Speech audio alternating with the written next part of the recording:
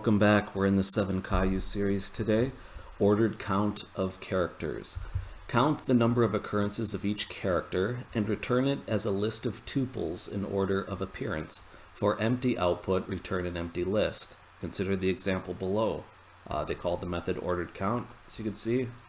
And they expect on the input, abracadabra, that you're going to make a list with all these tuples. They're like key value pairs, right? They've got a character and an integer value, saying the letter and then how many times it occurs in the input string. If you count the A's in abracadabra, it should be 5. Similarly, there are 2 B's, 2 R's, 1 C, and 1 D. I think that's very clear and enough said. So it's your turn to pause the video. I know you can do this. You got this if you've been with me. I'll go ahead and, if you haven't paused yet, a little hint, I'm going to use a dictionary to sort of generate these count values for each letter. Maybe that's helpful or not. But go ahead and come on back when you're ready. So let's get into it. I'm going to make a list of tuple. I'm just going to set up my result structure.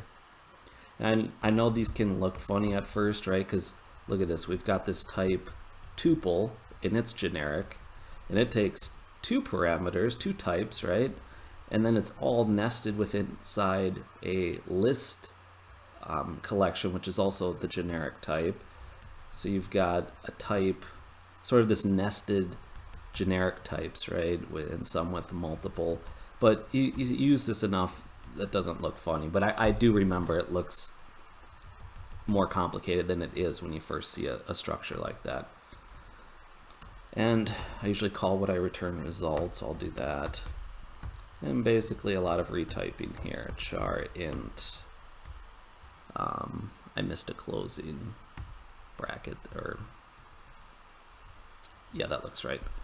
Okay, so we set up our result and we could start populating this thing.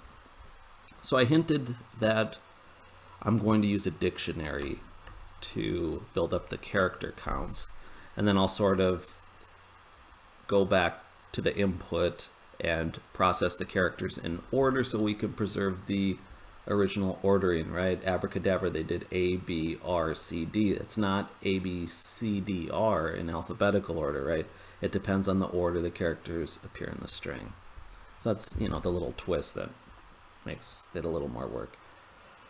So good.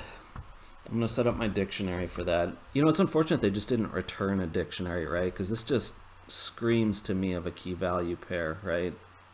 And the dictionary has a lot of benefits that we learned about before. You can access the keys very quickly. It uses hashing under the scenes so that you can index into the dictionary very quickly.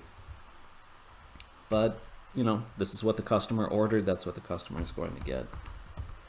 So I'll set up this dictionary of char int. I'll call it char counts. And again, we have to initialize, reserve some memory for our work here, right? We have to set that up. Good. Now we can actually use the char counts dictionary because we have our memory now. So let's go over the input and process that. I'll say char ch. I use ch as a variable name often for char. And input, right? We're going to scan the input string 1 letter at a time, A, B, R, A, and we're going to add, if the letter does not already appear in our dictionary, right? So how would we say that in dictionary speak? If not char counts contains key. And if you don't remember, pull up the dictionary documentation.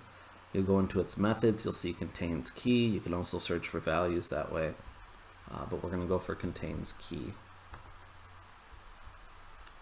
And if it doesn't contain the key, remember the character is the key, ch, then we need to add it, right? Char counts, add ch and 1. Because we hit it for the first time, right? If it wasn't in the dictionary, we're going to say add it with the value of 1, meaning this is the first one. And then the idea is that after we're processing the string, meaning if we get into this else part, that means char counts does contain that letter, then you simply increment the letters count. Something like that, right? Okay. So when this for each loop is done, we have this dictionary populated with all the letters like this: A, 5, B, 2, R2, etc. They're not in the order necessarily that we need them in. So we're going to have to address that. And to do that, I am going to go over the input, but not the whole input. I'll show you what I mean. Char ch in input dot distinct. And if you remember from our work with enumerable, don't recall if we've used distinct, but I've definitely told you scan these methods in enumerable, right? Because you need to be aware they exist. You don't have to remember exactly what they do, but it's helpful if you remember they're there.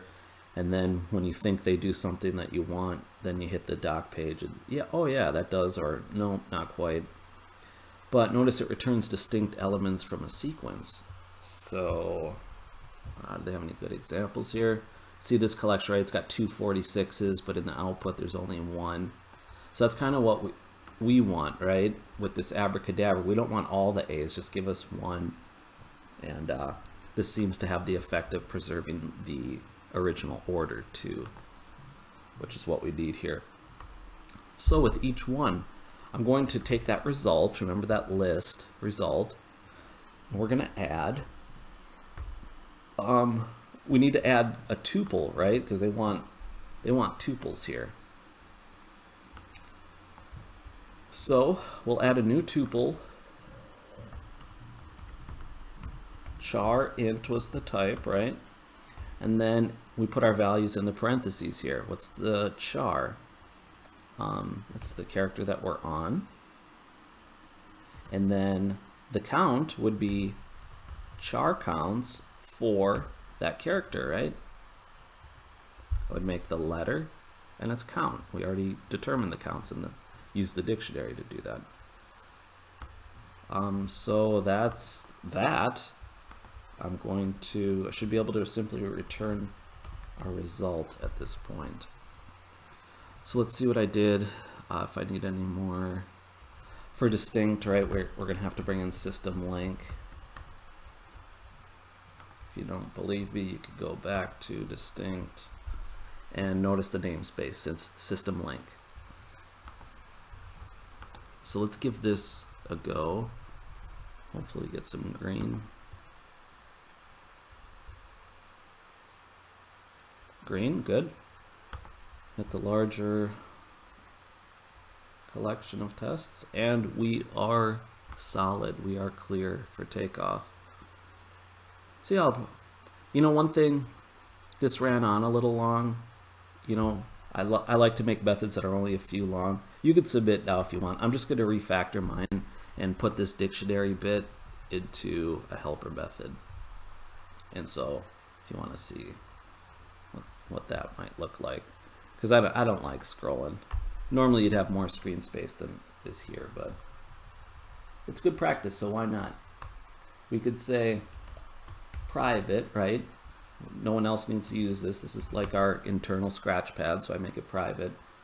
Static, because I don't need to create a kata object to use it, right? It has nothing to do with object orientation. I just want to get a bunch of char counts based on a string.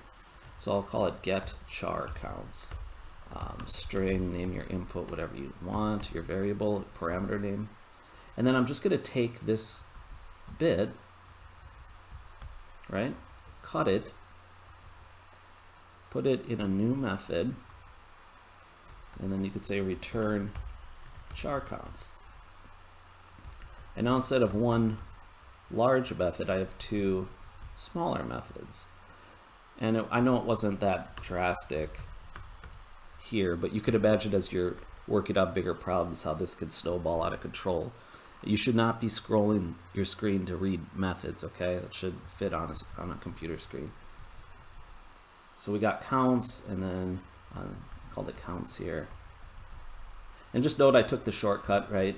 I used var. We've been talking about that a little bit. You could write out the whole dictionary of char int. You know what I mean? You could substitute this whole type in for var if you want. But it's just a nice little shorthand, as long as you're comfortable and, you know, if you name it well, it's not confusing. And then it goes back to keeping your methods short too, and that reduces the confusion. So yeah, something like that. Get char counts, we're gonna have to run it again. But now instead of this whole method, we got two smaller ones. I greatly prefer that. I hit it again.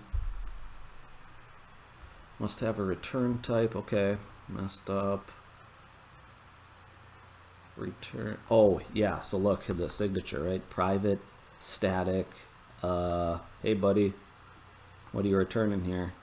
You gotta say void if you want nothing. So yeah, let's put that type in there.